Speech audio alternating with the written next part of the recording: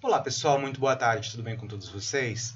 Hoje a gente está começando mais uma semana com o nosso bate-papo semanal aqui no Josué Coimbra Podcast. E hoje eu estou com uma pessoa muito agradável aqui conosco, que é o Elvis Justino. Ele é o líder da Família Stronger, que é um coletivo LGBT de jovens periféricos. E aí eles trabalham essa questão do LGBT na periferia. É melhor você falar um pouco mais sobre o seu trabalho, o que vocês fazem, o que vocês pensam para o mundo, se vocês comem, bebem, dormem. O que vocês fazem? Bom, primeiramente, obrigado pelo convite, por estar aqui. Imagina. É uma honra para mim. Foi até difícil a gente conseguir, né? Foi. Achar a agenda, enfim, encaixar as agendas, né?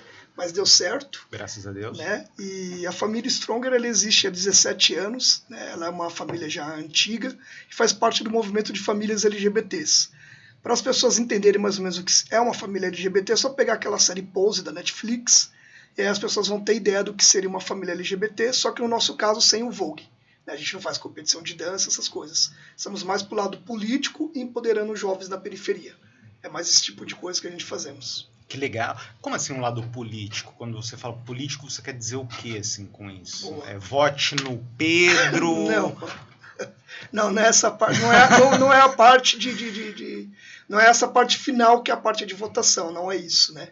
É mais a parte realmente de lutar por direitos, nessa parte conscientização. De liderança, exatamente. Conscientização, empoderamento da juventude, cuidar, né, da juventude que é expulsa de casa, empoderar eles, fazer com que essa juventude LGBT tenha autoestima, porque a maior parte dos jovens tem baixa estima, né, e com o aumento do acesso às redes sociais, a juventude tem aumentado muito, principalmente a ansiedade, a baixa estima e a depressão. Então a gente ajuda essa juventude a ter esse autocontrole e ver que o caminho não é bem por aí. Então você tem mais ou menos uma visão como eu tenho aqui nesse canal, que é levar a informação para as pessoas, conversar com elas e mostrar para elas que você pode mais do que aquilo que você visualiza hoje? Seria isso? Com certeza, seria mais ou menos isso. É levar a informação, fazer com que essas pessoas consigam digerir a informação, porque muitas vezes elas até têm acesso à informação, mas não conseguem ali interpretar ou não conseguem digerir, né, fazer o download daquela informação e trabalhar aquela informação. Então a gente faz com que essa juventude trabalhe a informação para que eles venham conseguir ter uma visão mais ampla, né, do mundo deles, inclusive. Entendi. E assim, e dentro disso, como você vê a importância do movimento LGBT hoje? Na questão política, na questão empreendedora, que é o foco aqui desse nosso bate-papo hoje. Como você enxerga isso? O movimento LGBT ele é revolucionário. Né? Eu sei que pode parecer uma pergunta meio boba, mas é porque tem gente que ainda não entende a importância do movimento. Né? O movimento LGBT ele é revolucionário. Né? Você pega quanto entra, né, aqui de dinheiro, só para você ter uma noção. Vou falar da Parada de São Paulo, que eu sou diretor também da Parada do Orgulho LGBT de São Paulo. Uhum. Então, na Parada de São Paulo, a prefeitura ela investe 1,5 milhão. 1,5 milhão.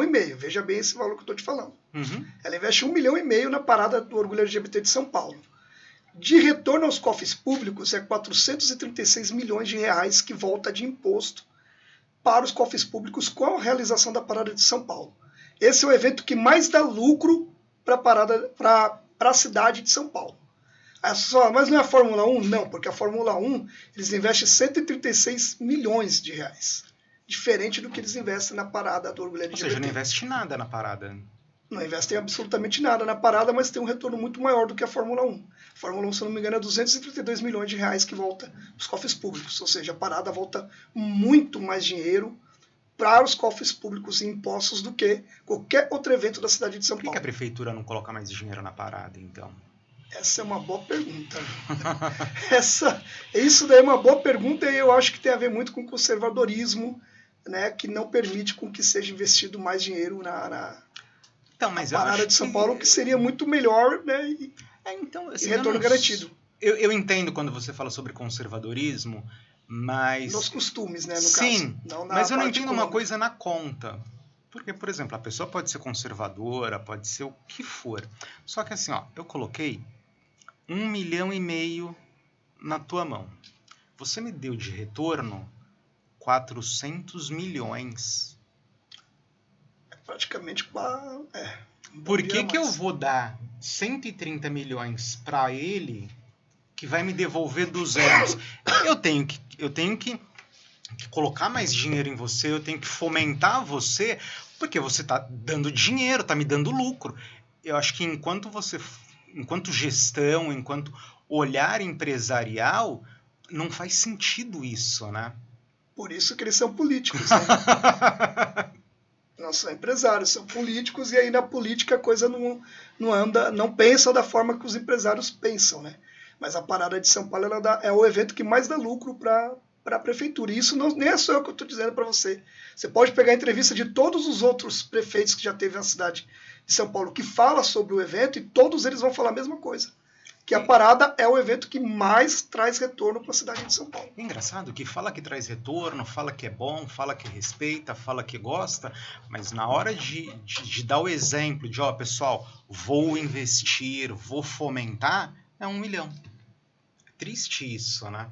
Para a maior cidade do país, que está com caixa agora de 30 bilhões de reais lá guardado, reservadinho, e só investe esse pouco de dinheiro na Parada, né? Investe em outras coisas.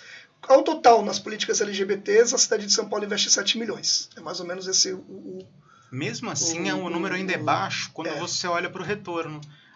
Eu coloquei 7 milhões, mas entrou 400? 7 milhões, estou falando das políticas todas, não só contando com a Parada, é claro. Uhum. Aí entra toda a conta, 7 milhões para tudo.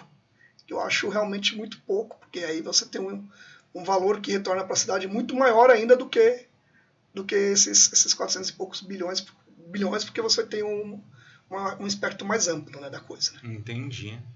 Eu fiquei até meio assim agora, porque eu não sabia. Eu vejo que a prefeitura e o governo fala muito, mas eu não sabia que assim. Porque pela fala, quando você vê a fala na televisão, você pensa, não, ele investe, ele apoia, ele tá junto. O governo estadual não dá absolutamente nada. Então nós estamos falando da prefeitura. Isso, quando você vai para o Estado é pior ainda. O Estado não tem nada. A única coisa que o Estado faz, que é a obrigação dele, é liberar a polícia para estar lá. Né? É a obrigação do Estado. É a única coisa que o Estado faz. Ou seja, em dinheiro não dá absolutamente nada. Ou seja, é um movimento marginalizado. Total.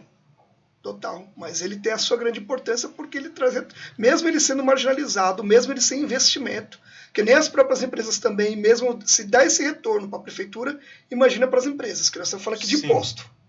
Daí você imagina o quanto não se gasta numa parada de São Paulo, né, para as empresas. Né?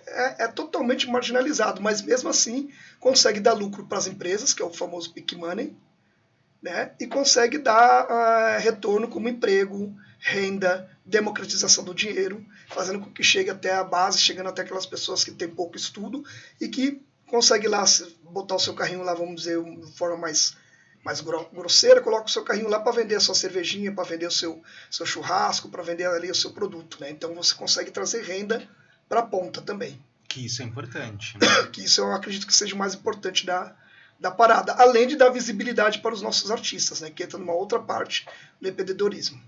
Uhum. E me fala uma coisa, e como que é o cenário da inclusão LGBT no Brasil hoje? Depende da forma que você pergunta. Né? Eu estou perguntando de uma maneira geral, no empreendedorismo, na política, no trabalho, nas pessoas aceitarem o pessoal da comunidade. Como que está isso? Você acredita que está tendo um avanço, que as pessoas estão aceitando mais, que o preconceito está diminuindo? Eu sei que é difícil, a gente mora num país conservador, mas pelo menos o respeito, você que está na outra ponta, você que faz parte da comunidade e é dirigente, você consegue visualizar que pelo menos respeito as pessoas estão tendo? Não, olha, melhorou bastante, né? Porque assim, a gente também tem que pensar que a comunidade LGBT ela é plural. Ela tem várias classes sociais, ela tem desde os mais ricos do país aos mais pobres e marginalizados, né? Que é a grande maioria, na verdade. Então a gente tem que falar de várias classes sociais aí, várias camadas, né? E aí, como em todos os grupos da sociedade, quanto mais rico você é, mais respeito você tem. Quanto mais pobre você é... Nossa, eu até comentei isso na semana passada com a Rose Soares, que é a codeputada estadual. Beijo, Rose. Que a gente falava sobre a questão do negro. Que quando ele ascende na vida e ele ganha dinheiro, ele não vai ser querido, ele vai ser aceito, mas ele não é aceito 100%. Porque, olha, eu gosto de você enquanto pessoa pelo que você é. Não, eu te aceito porque você tem dinheiro, mas eu não gosto de você. Você é preto, você é segunda classe, mas como você tem dinheiro, eu te aceito, mas minha filha não casa com você. Você acha que existe isso também na comunidade? A pessoa, ela ascendeu, ela tá ganhando dinheiro, então ela é aceita. Mas o gay que é pobre, não, ele é gay, não gosto dele, não vou dar uma oportunidade. Quando eu falo de pessoas ricas, né, que aqui no Brasil a gente tem muito a mania de achar que uma pessoa de classe média alta A é rica e ela não é rica. Eu tô falando realmente de pessoa rica. É a pessoa que realmente pode chegar agora, eu quero comprar uma ilha ali no Oceano Pacífico, vai lá e compra. Comprei eu quero comprar um avião, sabe? Sim. É desse tipo de pessoa que eu tô falando. E geralmente esse tipo de pessoa, ela não nasce berço pobre e fica rico. Isso é muito difícil. Sim. Ainda mais num país tão desigual quanto o nosso. O máximo que num país desigual quanto o nosso que a pessoa pode alcançar é uma vida de classe média alta, né? Ou a classe A, no máximo. Mas um AA é muito difícil a pessoa conseguir chegar nesse ponto. Então é desse tipo de classe que eu estou falando, né? Que é as classes realmente dominantes, que são as mais ricas, e aí tem gays, tem LGBTs que já nasceram nesse tipo de berço de ouro. Né? Nasceram nesse berço, não saíram dele, vão continuar nele até o dia que não respira mais, né? Desse tipo de pessoa que eu estou falando. E aí quando a gente fala de um panorama dos LGBTs, que foi uma pergunta muito interessante, a gente vê que muita coisa avançou no Brasil, né? Quando eu era criança era bem diferente, quando eu era adolescente era bem diferente, muita coisa avançou, conquistamos muitos direitos, né? Estamos continuando avançando, né? Apesar do conservadorismo tá tentando dar uma resposta, tentando colocar a gente de novo no armário, tentando tirar direitos, isso é ruim para a economia. Sim. Isso é péssimo para a economia, inclusive, para os empresários, isso é muito péssimo para os empresários. E eu vejo principalmente a cidade de São Paulo como um reduto, como uma ilha, né, como uma fortificação do movimento LGBT, porque quando os LGBT sofrem qualquer tipo de situação de violência, expulso de casa, qualquer tipo de coisa, eles vêm para São Paulo para tentar vir em São Paulo, porque São Paulo tem uma política pública e uma rede de proteção para os LGBTs. Então é uma cidade que abriga, que acolhe as LGBTs no Brasil e na América Latina. Então é a cidade que dá esse acolhimento para as LGBTs, né? Então é uma cidade que tem muito LGBT, porque muita gente sai do país inteiro para ir para lá, justamente por conta dessa rede de proteção que nas outras cidades no país inteiro não tem. Uma espécie de refúgio. Refúgio, isso. Seria um templo ali para as LGBTs conseguir dar uma respirada, porque em suas cidades, em seus estados não conseguem. Que eu acho que é um grande desafio, inclusive, do governo atual, né, que em 4 anos ele não vai conseguir fazer tanta coisa assim para modificar um cenário tão complexo como esse. É que eu acho que assim, esse cenário ele transpassa a questão governamental. Sim. Porque tem uma questão que é a educação. Eu posso não fazer parte da comunidade, mas eu preciso respeitá-los enquanto pessoas. E principalmente respeitar a opção que eles têm, que eles fizeram, o modo de ser deles. Só que isso é uma coisa que você não consegue fazer em 4 anos, eu imagino. Não, porque você vai ter que mudar a cultura, né? E é muito complicado, você não muda só entregando o folhetinho ou colocando uma lei, não é só isso. É um começo, um pontapé, mas não é só isso.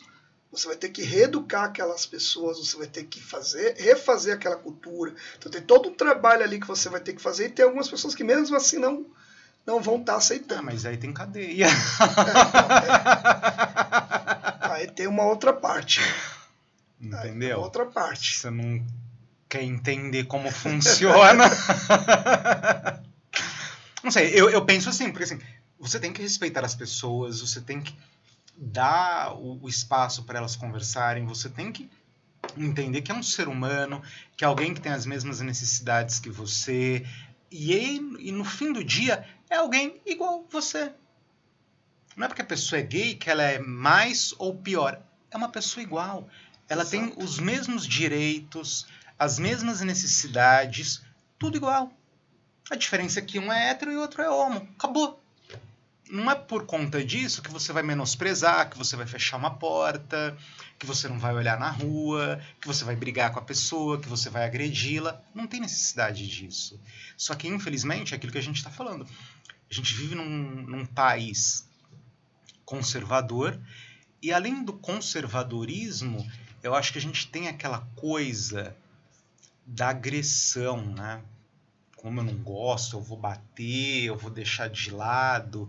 E eu acho isso muito ruim ainda. Eu acredito que a gente precisa mudar essa característica nossa com educação, com diálogo, com conversa e com espaços onde as pessoas consigam conviver melhor. Porque eu acho que só assim a gente consegue evoluir enquanto ser humano numa sociedade e ter mais oportunidades para todo mundo.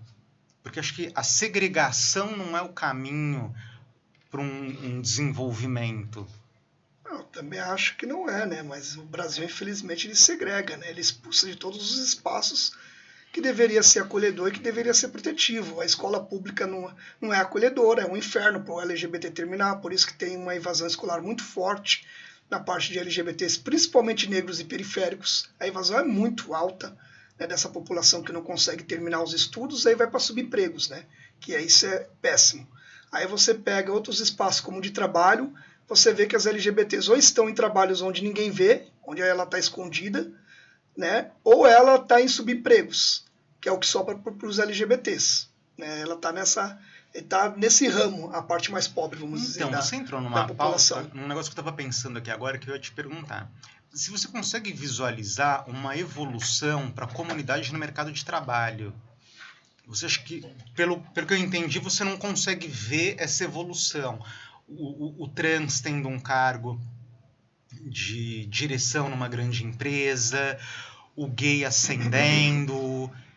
Como que você enxerga isso? Porque, pelo que você falou, eles ainda têm que continuar no armário para ter um emprego decente.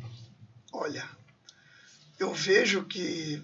Aí nós estamos falando de CLT ou estamos falando de MEI? Que vai depender muito do caminho, né? Eu pensei no trabalho de uma maneira geral, mas você pode falar da CLT e do MEI. Porque eu acredito que o MEI você tem um pouco mais de liberdade para ser quem você é, né? Mas aí numa empresa MEI você não vai poder ser, por exemplo, um diretor, né? Geralmente diretor pelo menos até onde eu sei no Brasil, ou é CLT ou é contrato, né? Uhum. Então não é bem por esse outro caminho, né? Mas vamos falar de uma maneira geral, né? Eu acredito que as grandes empresas, principalmente as nacionais, elas ainda são muito conservadoras nessa parte, principalmente de costumes. Não deveriam ser. As empresas internacionais, quando elas chegam no Brasil, elas têm uma outra visão, né, em relação a isso. As nacionais, elas são muito conservadoras nesse sentido de costumes, onde não permite as pessoas LGBTs entrarem ou crescerem. Isso daí é um fato, né, e isso é ruim, porque quanto mais diversidade você tem na empresa, mais lucro você tem na empresa, porque você tem um intercâmbio de ideias, você tem outras visões, você tem outras visões de mundo. Isso é importante, porque dá oxigênio para a empresa. Sim. Faz com que a empresa ela consiga alcançar outros nichos, inclusive, que ela não consegue alcançar se ela estiver só naquela mesmice. Né, que é o que acontece com muitas empresas brasileiras, que ficam presas, não conseguem virar grandes multinacionais porque elas têm a mesma visão de sempre, têm os mesmos caras de sempre no comando, e isso não ajuda a oxigenar, não ajuda você a mudar, não ajuda você a evoluir, não ajuda você a ir para frente. Né? Então, eu acho que esse é um grande desafio das empresas nacionais, né, e um grande desafio da comunidade LGBT conseguir fazer com que essas empresas elas enxerguem que contratar a diversidade, fazer com que essa diversidade cresça, vai ser bom para sua empresa. Quando ela coloca o LGBT trabalhando na sua empresa, é muito bom para sua empresa. Você só tem a ganhar. Isso é um fato. Uhum. Isso na CLT. E enquanto MEI, como você vê? Olha, enquanto MEI, aí nós temos que falar... Temos que tomar muito cuidado com essa parte também do MEI, que eu acredito, né? Porque hoje em dia, né, todo mundo pode ser MEI. Isso até é uma coisa funcionário. muito... até o funcionário. E aí o funcionário pensa que é patrão porque ele tem MEI. Né? Ou ele trabalha para um aplicativo, né? E aí ele acha que ele é o patrão, mas ele na verdade não é o patrão. Empreendedor. Né? Ele não é o patrão ainda, ele na verdade só está trabalhando, só mudou o patrão. Em vez de ser uma pessoa só, é uma companhia, uma cooperação lá, não sei como é que podemos falar, né? Mas não é uma pessoa, é uma outra coisa que é o seu patrão. Né? Você falou do MEI, tem uma coisa no MEI que eu acho interessante. Eu acho que o MEI ele veio para revolucionar e para ajudar. Ponto. Sim. Só que o que aconteceu no meio do caminho? Oi, Elvis. Porque, por exemplo, se eu contrato você hoje, sei lá, te pago 7 mil. Você vai me custar pelo menos 15 mil reais, correto? Certo. CLT, não sei o quê. Aí eu abro a vaga. Oi, Elvis, tudo bem? Quer trabalhar para mim? Quero. Então, o salário é 7 mil. Só que é PJ. Você tem MEI? Tem? Então tá bom. Você vem trabalhar para mim por 7 pau. Só que você perde todos os seus direitos. Olha que engraçado. Olhando por esse prisma, eu acho que isso é uma fatalidade. Por quê? E você vai aceitar o trabalho porque você precisa de dinheiro. Você precisa trabalhar. Ou você aceita essa opção ou você fica mais 6 meses desempregado. Você vai fazer o quê? Vai ter que aceitar. Então, eu acho que quando acontece isso, o maior prejudicado é o funcionário, que vai ao encontro disso que você acabou de falar. Ele acha que ele está empreendendo porque a pessoa está trabalhando de casa, porque não sei o que, mas não. Você continua empregado. Só que tem uma diferença. Você ia ter fundo de garantia, agora você não tem. Você tinha direito a férias, agora você não tem. Correto? Correto. É dessa forma mesmo que eu vejo, né? E não é demonizando, né, o MEI. Eu falei da parte fraca, né, do MEI, que é essa parte, mas tem a parte forte e parte boa. Sim. Porque realmente você pode ser o seu patrão, você pode realmente empreender, você pode realmente ser, né, aquilo que você não é muito bom, você não se dá bem em trabalhar, por exemplo, numa indústria, numa empresa. Vou abrir meu MEI e vou trabalhar para mim mesmo. Desde que realmente, de fato, você trabalhe para você mesmo e desde que, de fato, você realmente ganhe com aquilo. Isso foi uma coisa que você me falou a primeira vez que a gente conversou, lembra? Que eu falei de empreendedorismo, mas como que é esse empreendedorismo? Porque existem duas maneiras, né? Tem empreendedor onde o empreendedor é o escravo e tem o empreendedor onde o empreendedor ele de fato vai ganhar, né? Vai ganhar ali o OQE, como nós falamos no movimento LGBT, né? Vai ganhar de fato dinheiro, né?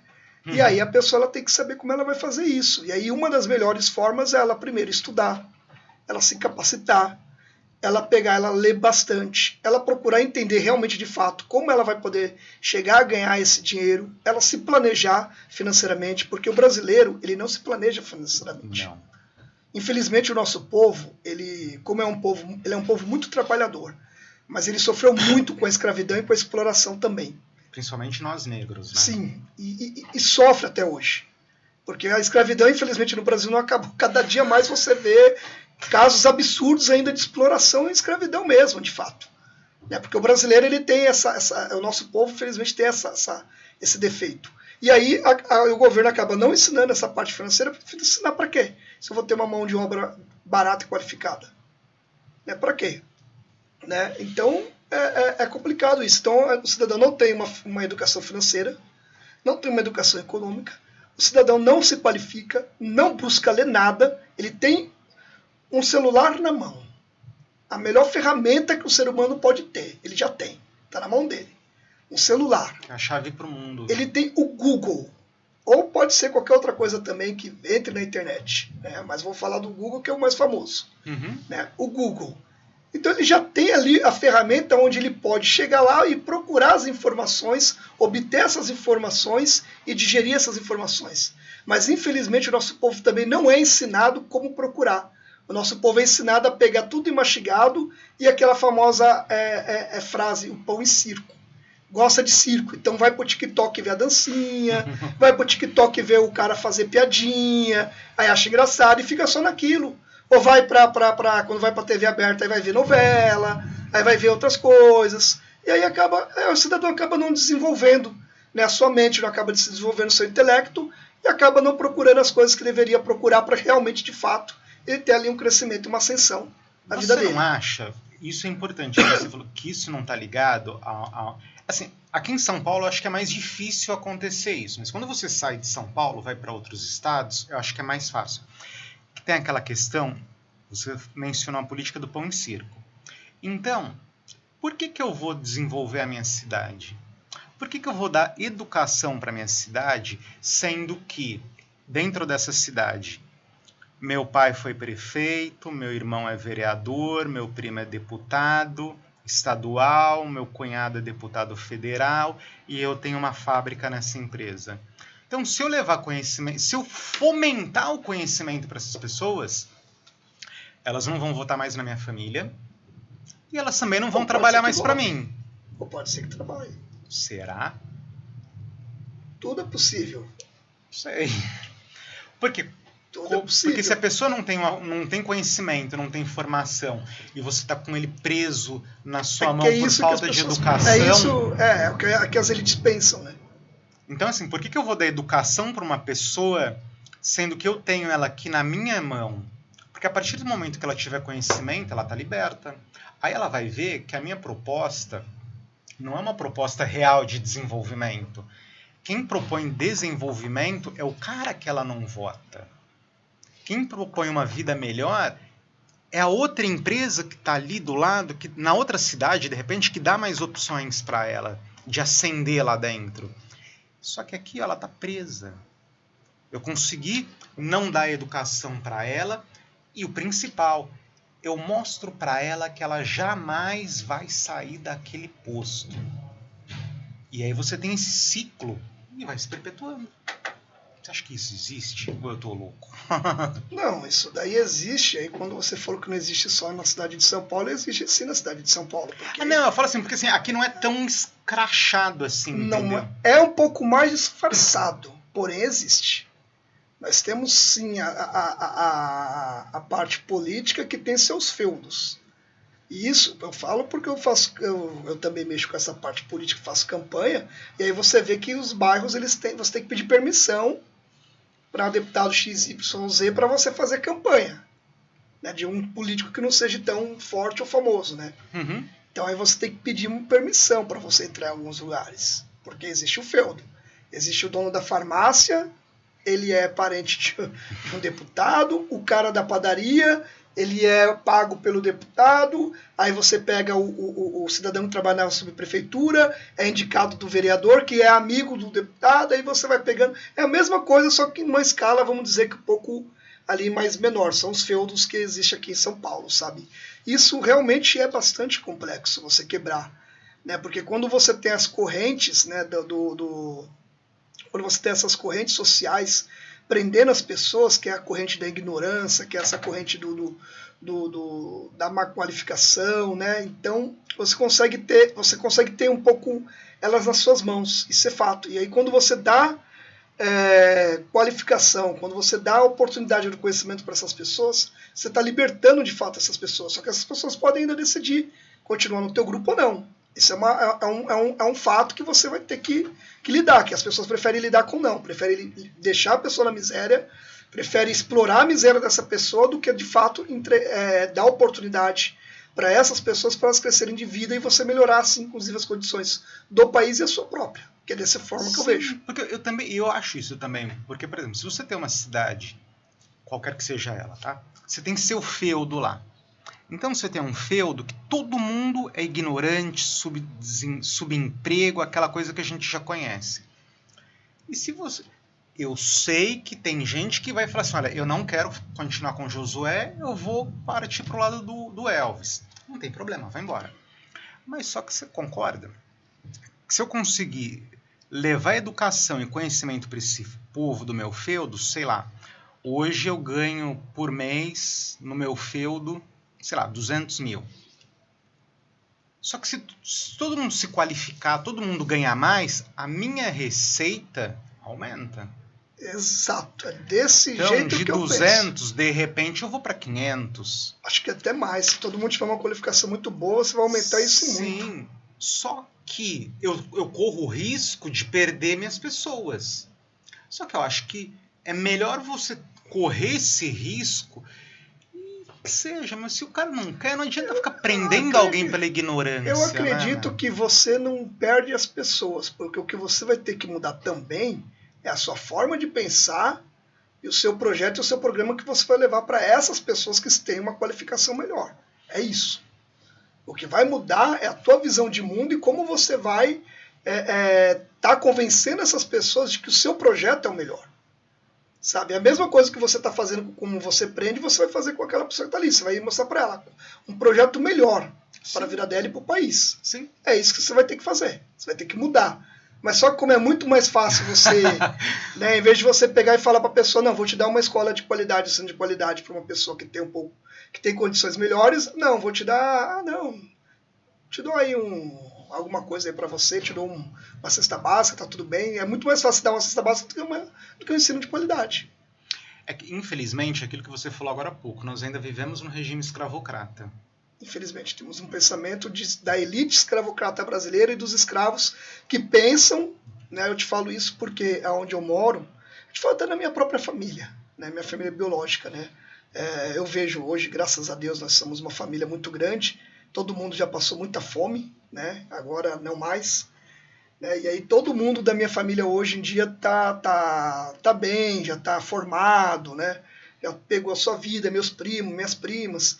Primeira coisa que meus primos fizeram foi comprar, primo não, que eu não tenho primo vivo, prima, que elas fizeram foi comprar a casa, comprar o carro, aquilo que a gente estava conversando, né?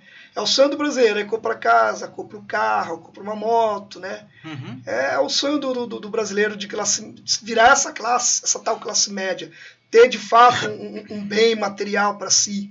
É o sonho de todo pobre, né? De toda pessoa que já passou necessidade na vida, né?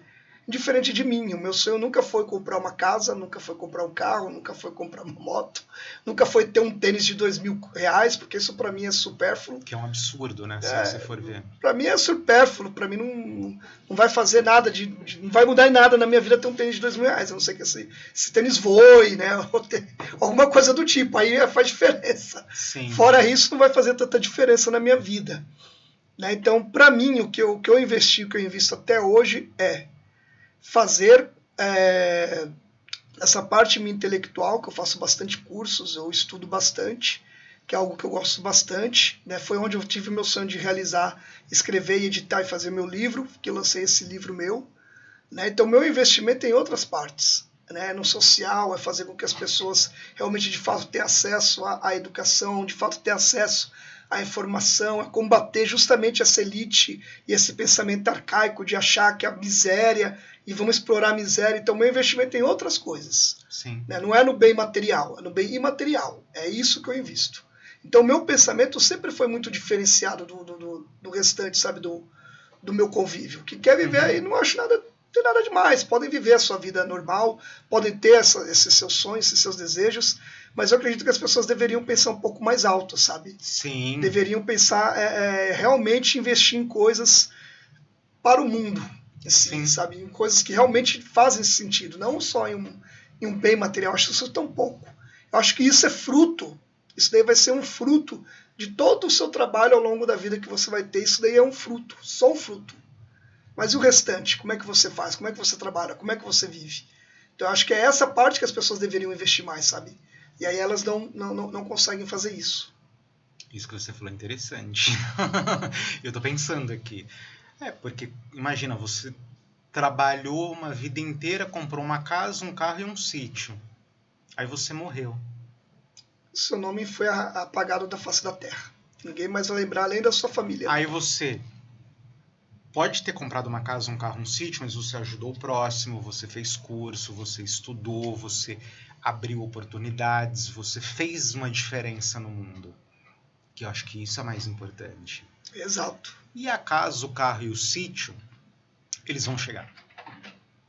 Vai virar hoje ou amanhã. Não, assim, eles vão chegar independente, porque assim, você está fazendo um bom trabalho, está ganhando dinheiro e as coisas vão acontecendo. Sim, vai acontecendo, porque de fato você realmente quer o seu luxo, isso é fato. Mas eu acho que as pessoas deveriam pensar um pouco além, sabe, disso. Sim. Ter o seu luxo, conseguiu, ok, mas tá aí. do restante. Mas você sabe que isso que a gente está falando me lembra uma coisa que eu sempre pensei, e outro dia eu estava assistindo do nada, apareceu uma sugestão no YouTube, que é o signo disso que a gente está falando. Tinha um cara que ele acha que ele entende alguma coisa. Eu não sei se ele é economista, administrador, eu não sei o que o cara é. Ele estava falando que ele estava nos Estados Unidos e que ele achou um absurdo que na hora que ele foi pagar o que ele havia comprado na loja, ele ainda ganhou mais um desconto. E aí ele não entendia que ele falou, o produto já é barato e quando eu chego para pagar no caixa, eu ainda recebo mais um desconto. O ideal seria que aquela loja cobrasse mais caro pelo produto que ela estava vendendo. Aí eu pensei, esse cara não entendeu a lógica do negócio. Ele não entendeu que, assim, eu não amo os Estados Unidos, eu amo o meu país, mas assim, você tem que ver o que acontece lá. O que acontece? O pensamento dos caras qual que é? Todo mundo tem que ter tudo. Então não adianta eu vender 10 canetas por R$1.000. Se eu posso vender, 5.000 canetas por R$2. E todo mundo vai ter acesso, todo mundo vai ter tudo. E o cara tava absurdado com essa situação, que é isso que a gente tá falando. Eu tenho que ter tudo e o resto passa fome. Mas aí é interessante você falar da economia americana, que também está em colapso, inclusive as cracolândias daqui. A cracolândia daqui de São Paulo não chega nem aos pés das cracolândias que eles têm lá, né? Tem problema, tem tudo. Mas o que eu tô querendo dizer é assim, é a questão da mentalidade. O carro é para todos. Sim, mas aí a casa todos podem ter. Tudo, mas aí todo mundo pode ter. Todo mundo pode ter se você tiver de grana. Se você puder pagar. Sim. Todo mundo pode ter se puder pagar. E aí é onde vai entrar onde eu quero chegar. Né? Porque como é que eles têm isso lá? Explorando as outras nações. Sim. Porque esse negócio de colônia e colonizador ainda existe. Eles compram aquela coisa, todo o material, a matéria-prima barata do nosso país, por exemplo, leva para lá, transforma em produto industrializado, vende porcaria para cá, vende a porcaria para nós de novo industrializado, e as melhores coisas industrializadas fica para eles, aonde vende para eles de uma forma muito mais barata, e para nós eles vendem mais caro esse produto. Ou seja, quem está pagando por esse desconto que o teu amigo comprou lá nos Estados Unidos é o nosso povo. É o nosso sangue, Concordo. É o nosso suor. Só que aí a gente entra num outro detalhe aqui. Que o Brasil, que volta de novo naquilo que eu estava te falando. Talvez, será que o brasileiro também, além dessa coisa, eu quero tudo para mim e você não tem nada, isso é um ponto. Talvez a gente não valoriza o que a gente tem aqui de bom também. Você já parou para pensar nisso? Não, a gente não valorizamos, não. O nosso país é síndrome de vira-lata.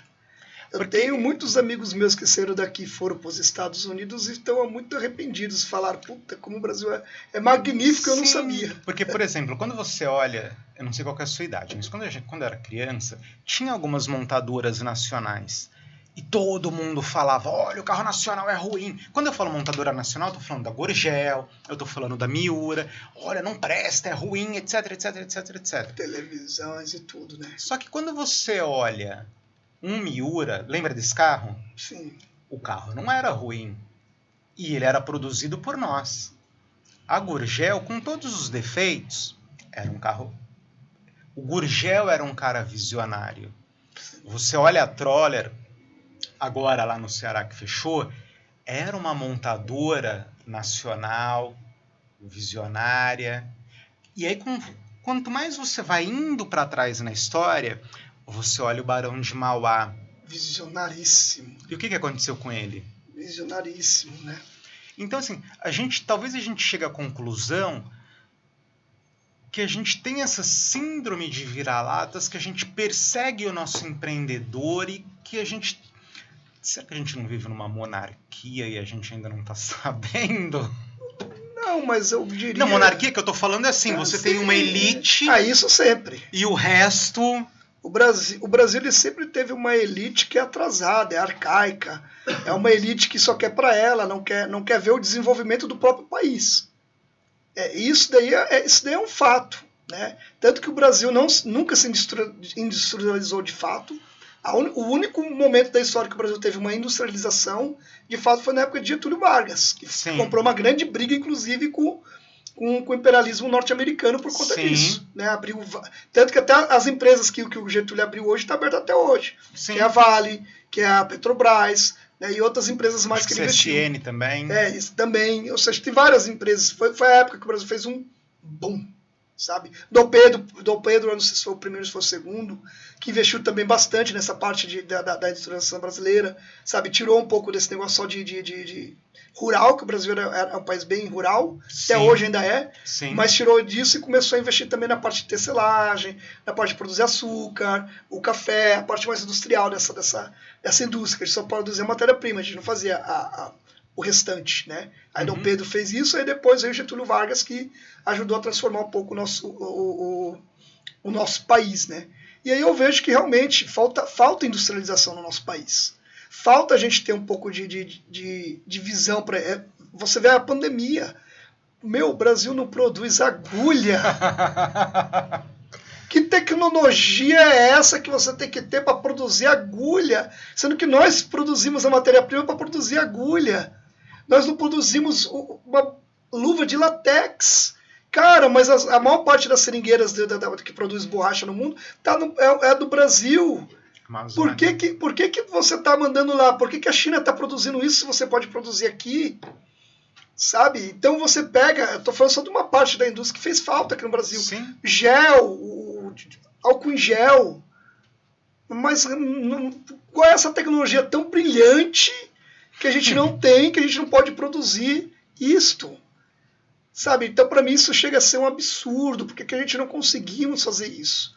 Né? É falta de visão, é falta de realmente comprometimento, é o Brasil, de fato, começar a entender que nós somos uma nação grande, uma nação poderosa e que a gente precisamos aprender com os erros do passado e começar a investir em nós mesmos. Sim. Se a gente começarmos a investir em nós mesmos, que aí entra nessa parte empreendedora, aí a gente vai conseguir fazer com que o nosso país decole, porque aí você está empreendendo de fato. Aí você está fazendo com que de fato gere renda. Aí você está fazendo com que de fato uma visão de nação consiga chegar em algum lugar. Agora, do jeito que a gente pensa, tá... Bom, fica cada vez pior. Então, tá complicado, né? Do jeito que a gente pensa e cada vez mais dependendo de fora e a gente não produzindo nada, tá ficando refém, inclusive, das pessoas de fora. E a gente vai ficar cada vez... Eu acho que, lamentavelmente, a gente vai ficar cada vez mais reféns, porque assim, a gente tinha duas indústrias.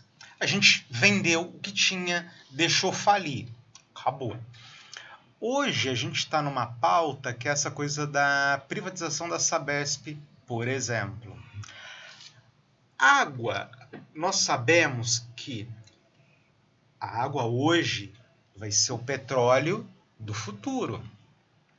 E aí, como é que você vende uma empresa que amanhã... Assim, ela já vale ouro hoje, mas só que amanhã ela vai valer muito mais do que isso, porque tem a questão que a água está acabando no mundo, tem todas essas questões geopolíticas, e a água é nossa. E como é que você vende um bem desse? Porque aí, volto a dizer, eu escrevi um artigo que falava bem sobre isso. Você pega, por exemplo, países europeus, França. Eles adoram dar pitaco aqui. Olha, por que isso, por que aquilo, porque... Eu acho que a Amazônia não tem que ser internacionalizada, tem que ser nossa. Nossa. Tem que internacionalizar a Amazônia, tem que fazer isso, tem que fazer aquilo. Olha, não pega petróleo não sei aonde, mas eles pegam em um tal lugar. Na França é ótimo. A França é perfeita. Só que, esses caras, eles pregam pra gente, e aí todo mundo prega, que tem que ter um estado mínimo. Só que esses caras têm participação em indústria automotiva para... Aí eu te pergunto, se o Estado tem que ser mínimo, por que tem que ter participação na indústria automotiva? Não sei. É uma pergunta para a gente pensar. Então, quer dizer, eu não posso ter um banco, não posso ajudar minhas indústrias, tenho que vender minha companhia de água, tenho que vender minha companhia de petróleo. E é isso que a gente está falando. O Brasil é riquíssimo porque nós temos petróleo e água. E a gente quer vender para os caras. é louco esse negócio, né? Você fica pensando, meu, eu tô entregando a corrente pro cara me acorrentar e me levar pra senzala mais uma vez. Pra ser o eterno escravo. Quando eu tinha... O Brasil ele é uma coisa muito louca, porque o Brasil ele não investe na inteligência que tem. Nosso povo é um povo muito criativo. Sim. Nosso povo é um povo muito, né, graças a Deus, muito inteligente, tem uma inteligência muito, muito forte. Né? Por mais que não tenha tanto acesso assim, mas é um povo bastante inteligente. Né? E daí quando eu era mais jovem, né, eu lembro que meu professor falou que a Rússia ela produzia 900 engenheiros por ano. O Brasil produzia 5. Né? Isso quando eu era mais jovem. E aí depois teve uma mudança de paradigma, que nós tivemos grandes construtoras, e aí o Brasil foi obrigado a produzir mais engenheiros, ou seja, pessoas com intelecto mais forte, que investe na área de matemática e que precisa de uma inteligência muito maior do que outras profissões, por exemplo. Né? E depois veio a Lava Jato. E acabou justamente com as nossas construções que estavam indo para outros países do mundo, porque os Estados Unidos, enquanto destruía e vendia armas, nós levávamos as construtoras e reconstruímos os países. A nossa forma de explorar isso era de outra forma. Era isso que o Brasil fazia em determinada época. Aí veio a Lava Jato e acabou com isso. Acabou com essa parte nossa. Tem como ter corrupção? Tem. Isso é fato. Não estamos falando disso. Sim. Mas não precisa destruir a empresa. Sim. Vê a Samsung na Coreia do Sul. Prenderam a presidenta de lá porque estava na corrupção. Sim. Mas a Samsung não acabou. Eles não destruíram a empresa por conta disso. Eles prenderam as pessoas responsáveis pela corrupção. Sim, você chega lá, prende o cara que é o responsável pela corrupção e acabou. Você não vai destruir a empresa. A empresa está lá no dia seguinte. Mas no Brasil se fez o contrário. Né? Que é o que foi terrível. E existe essa parte, uma parte da população, né, chegando onde eu quero chegar, e existe uma parte da nossa população que ela quer justamente isso, que ela trabalha justamente para o opressor, para tirar um pouco de poder que a gente ainda tem, um pouco de autonomia que a gente ainda tem, e acabar com todo o resto e deixar a gente totalmente miserável, a gente totalmente pobre, a gente totalmente rendido. E aí é onde a gente começa a entrar numa crise profunda e as pessoas fazem o que a gente quer. O que foi que aconteceu, por exemplo, com o nosso amigo Argentina? Ela estava numa vibe tão boa, tão gostosa, que começou com esse negócio de privatizar, privatizou tudo. Aí pegou aquele monte de dólar. Aí o que o governo fez? Gastou tudo. O governo pegou o dólar, gastou todo o dólar da Argentina. E aí o que aconteceu? As empresas já estão privatizadas. Você não tem mais estatal. Você não tem de onde tirar dinheiro.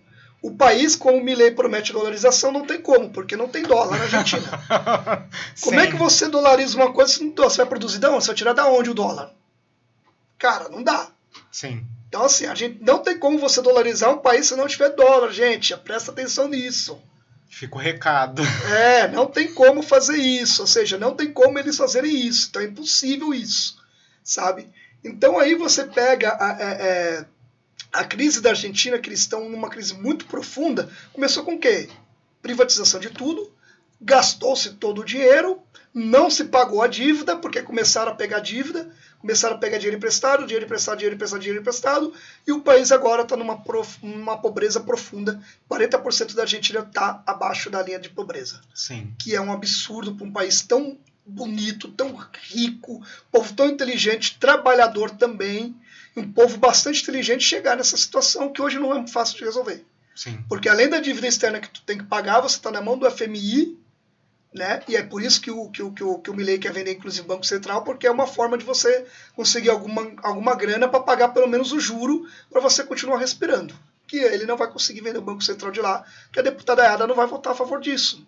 É um remédio muito amargo. E o povo argentino não tem uma solução simples para o povo argentino. A esquerda entrou e não conseguiu resolver. A direita entrou e não conseguiu resolver. Agora eles voltaram na ultradireita para ver se resolve a coisa.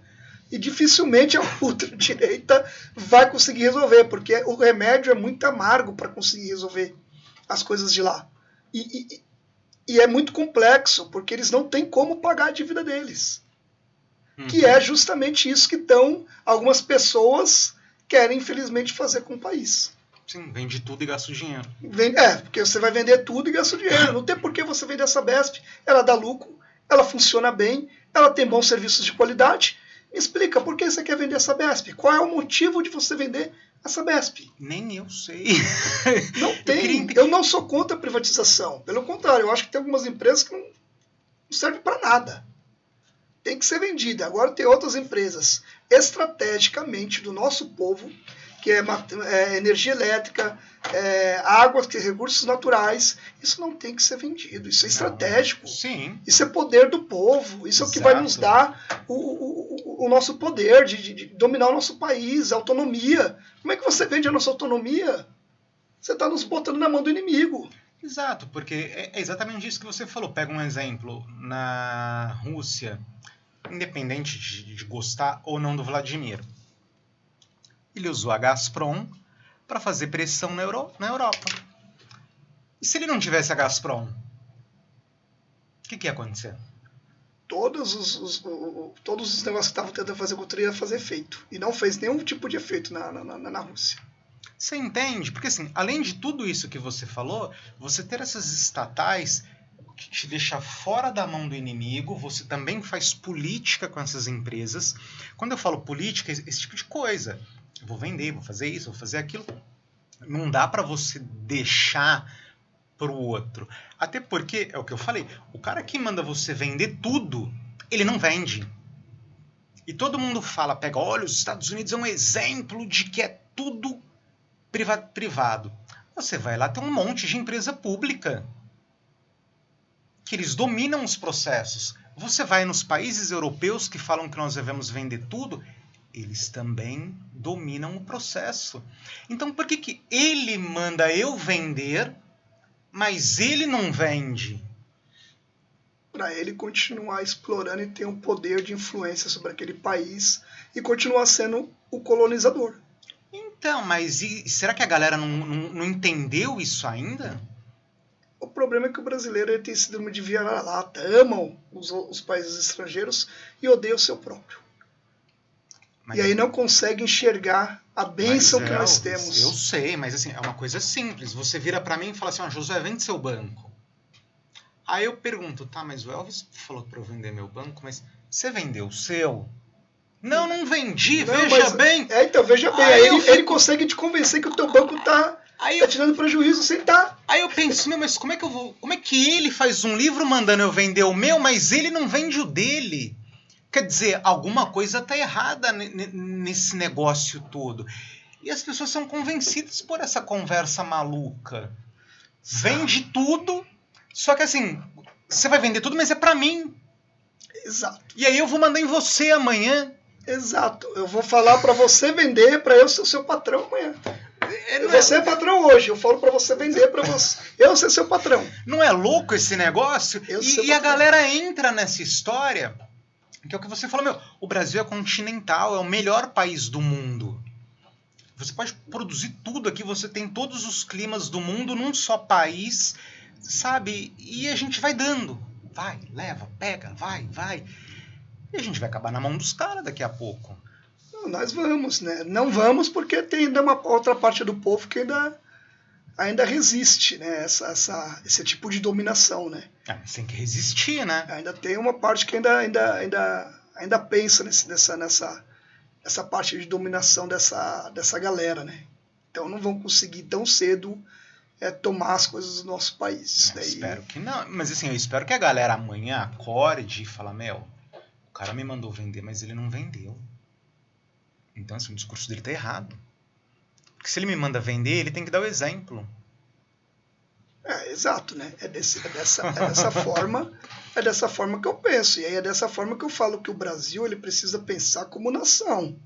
É isso que eu estou falando. Por exemplo, o petróleo. Você usou uma boa coisa. Nós temos petróleo. Só que o petróleo já é uma matriz energética que ela está caminhando porque ela é finita. Ela não é infinita. Uhum.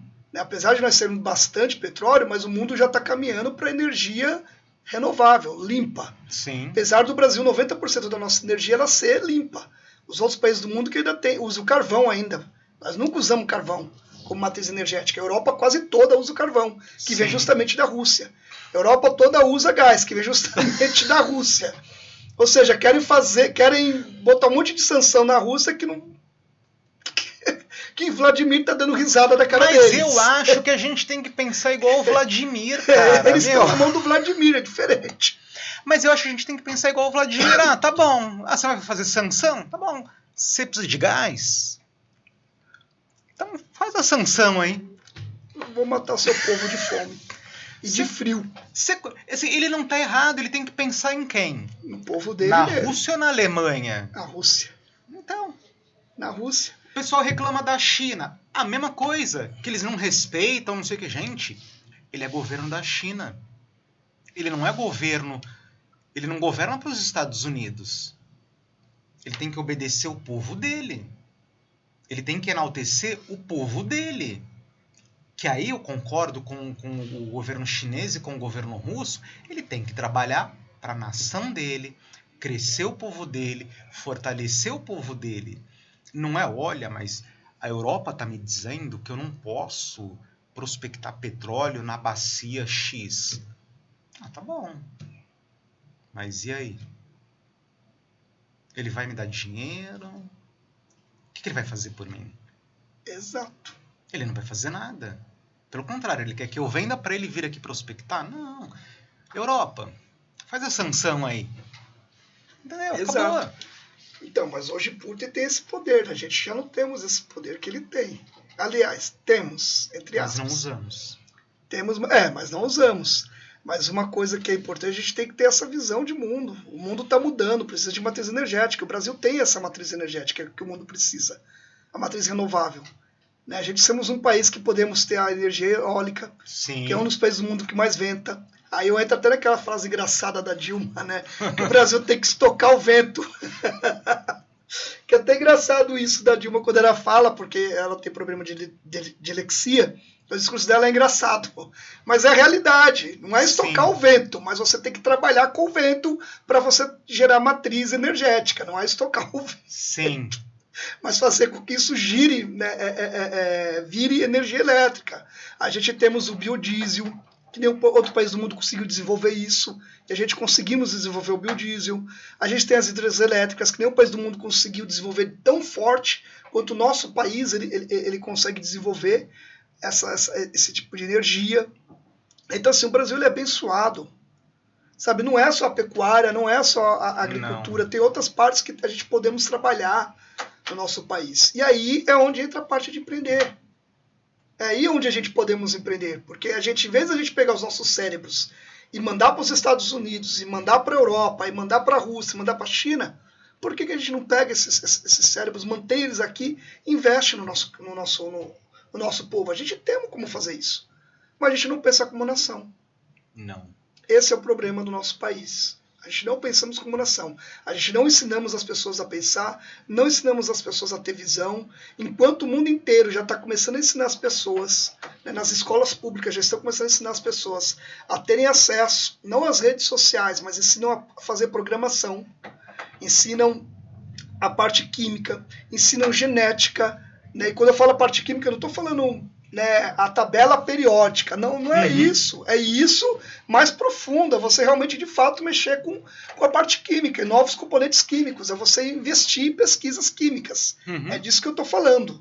Em escolas públicas do mundo inteiro se ensina isso. No Brasil a gente ainda está aprendendo a tabela periódica, no Brasil a gente ainda está aprendendo coisas que tipo, tudo bem, você tem que aprender a base, é fato. Mas vamos avançar, vamos começar a ensinar outras coisas, vamos pegar de fato a escola pública e transformar essas pessoas em trabalhadores mais qualificados.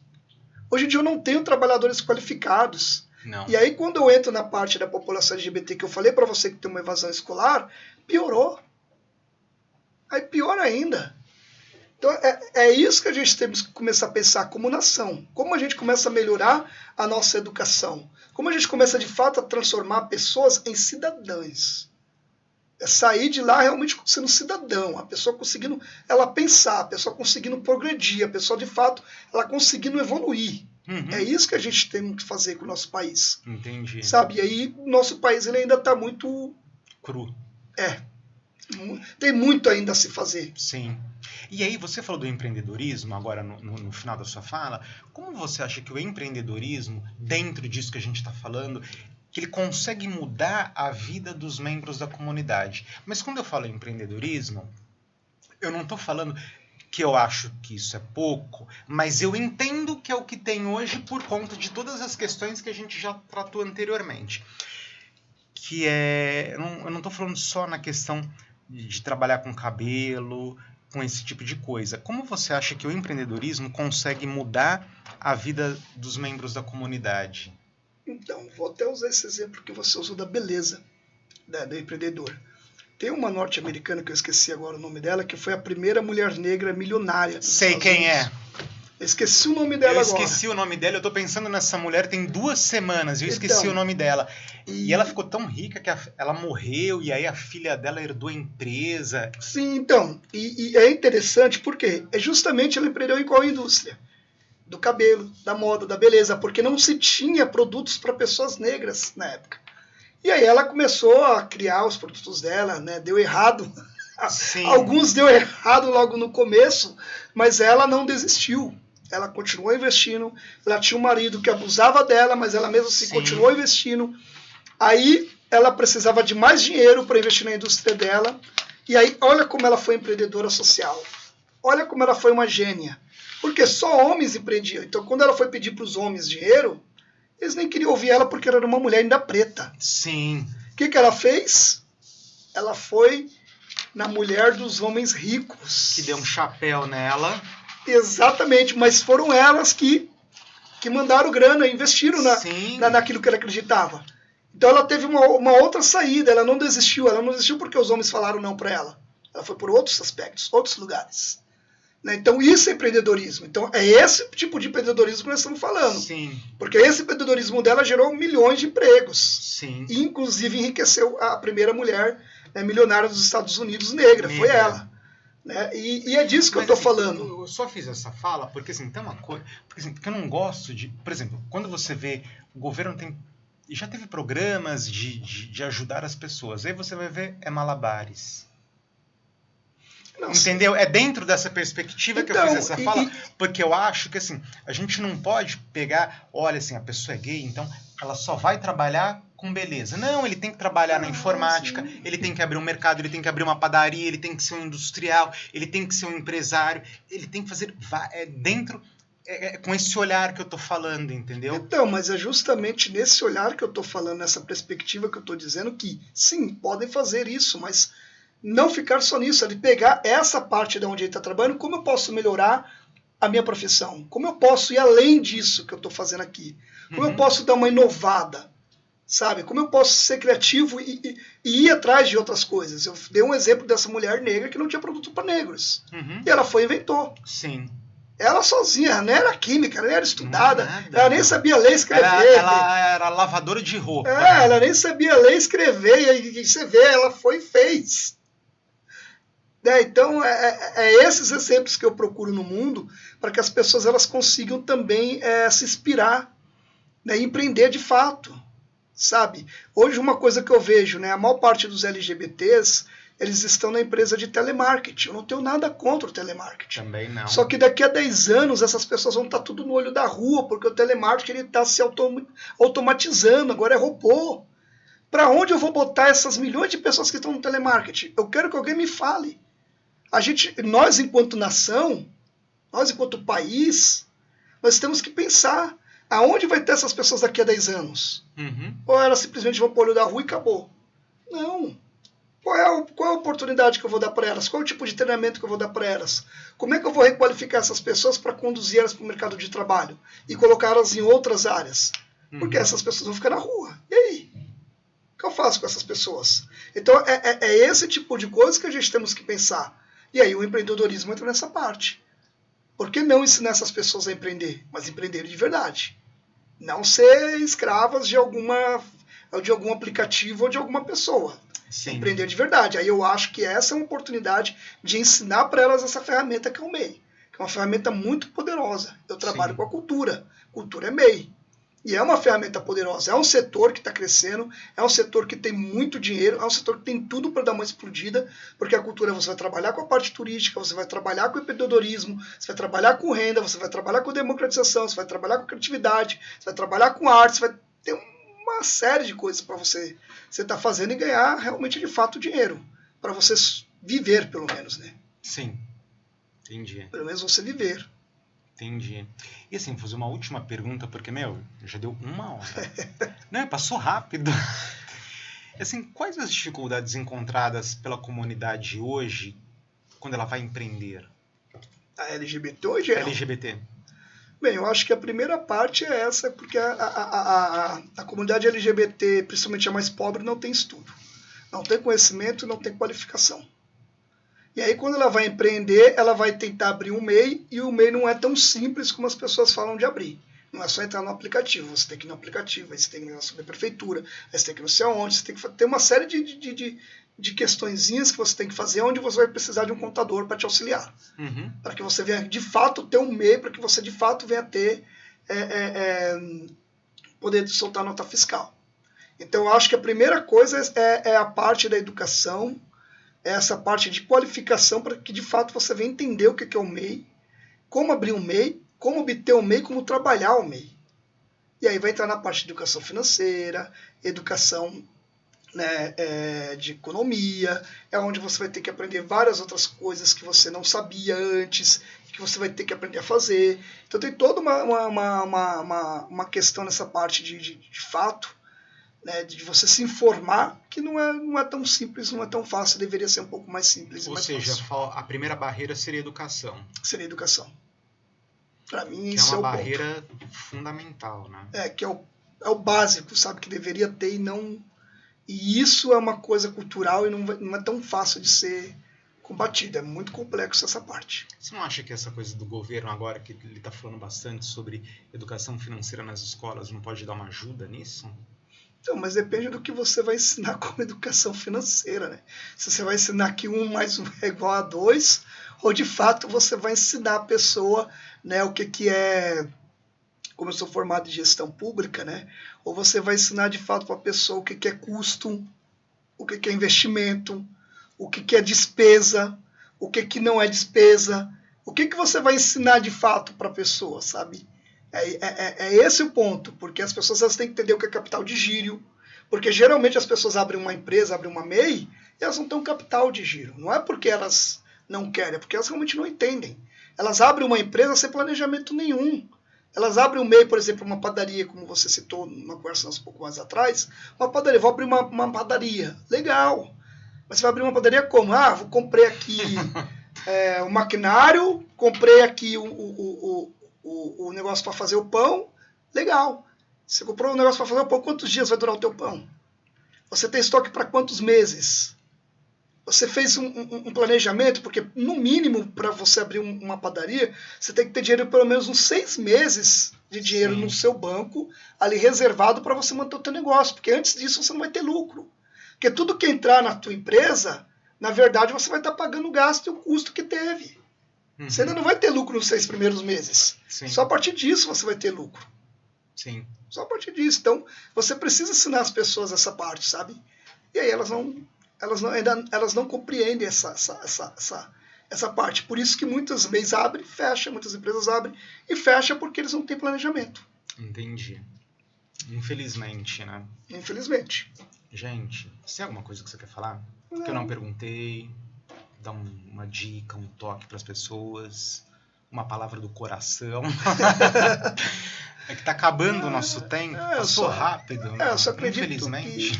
Eu só acredito que as LGBTs elas têm que olhar realmente mais um pouco para as MEIs, ler mais, buscar conhecimento, acreditar no nosso país, que é um país muito rico e poderoso, dar uma olhada com mais carinho para a cultura. Cultura não é só cantar, cultura não é só dançar, cultura não é só isso. Né? Eu sou da parte da cultura, mas eu sou produtor cultural. Não sei cantar, não sei dançar, não sei fazer nada, não sei maquiar, não sei cortar cabelo, eu não sei fazer nada disso, mas eu sei produzir. E é com isso que eu ganho minha vida e com isso que eu ganho meu dinheiro. Então, eu acho que as pessoas elas deveriam olhar muito para essa parte da cultura, para essa parte do turismo, porque é um caminho, né, que vai render muito dinheiro muito dinheiro mesmo, e é um trabalho muito gostoso se as pessoas quiserem realizar. Então acho que é um caminho legal aí, principalmente para as LGBTs, elas estarem dando uma investida. E sempre estudar.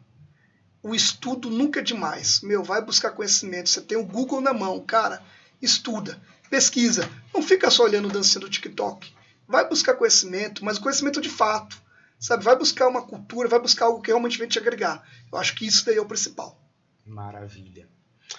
Obrigado, Elvis. Muito bom estar contigo aqui. Acho que valeu a espera, né, para você vir aqui, que a gente fala, é hoje, nunca dava. Hoje também acabou tendo trânsito, não sei o quê, mas acho que foi super produtiva a nossa conversa, foi um papo maravilhoso, melhor até do que eu estava esperando, graças a Deus. E vamos marcar para você voltar de novo no ano que vem. Sim. A gente está fechando, vai ter acho que mais uns 2 ou 3 programas. E aí a gente sai de férias e volta no ano que vem. E aí vamos voltar a conversar de novo no ano que vem. Acho que foi boa a sua contribuição. A gente teve uma conversa gostosa, agradável. Acho que o pessoal que está do outro lado também gostou bastante. E trouxe coisas que a gente não tinha planejado, que não estava na relação de perguntas. E eu acho que isso é importante. Significa que a conversa fluiu, que a coisa foi espontânea e que foi agradável para todos os lados. Foi bom mesmo. É bom, sempre bom conversar sobre algumas coisas, alguns assuntos assim. Eu acho que é bastante positivo. Acrescenta bastante na nossa vida. Que bom. Então é isso, pessoal. Obrigado pela atenção de todos vocês. Beijos nos corações. Até a próxima segunda. Tchau, tchau.